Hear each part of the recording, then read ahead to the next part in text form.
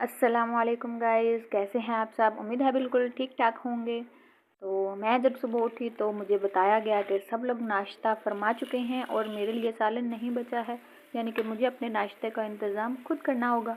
तो मैंने भी क्या किया, बीफ का जो मीट है वो बॉयल करके रखा हुआ था फ्रिज में। तो मैंने उसको लिया, उसके छोटे छोटे पीसेस किए और उसको तवे के ऊपर 1 चम्मच ऑयल डाल के वो जो गोश्त है उसको मैंने तवे के ऊपर डाल दिया और साथ में ऐड की थोड़ी सी सोया सॉस, चिली सॉस और साथ में नमक और ब्लैक पेपर।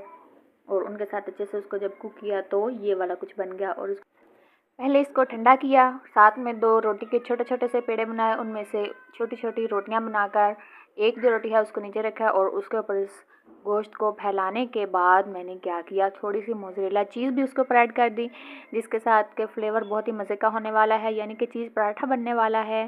तो दूसरी रोटी जो है उसके ऊपर मैंने डाली और उन दोनों को अच्छे से बेलने के बाद तवे के ऊपर डाल दिया।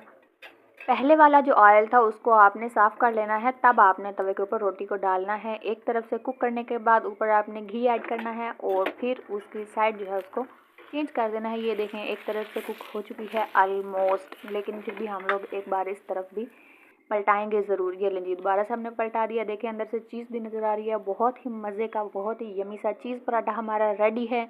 तो कैसी लगी आपको मेरी रेसिपी, कमेंट सेक्शन में ज़रूर बताएं। मिलते हैं नेक्स्ट वीडियो के साथ। अल्लाह हाफिज़।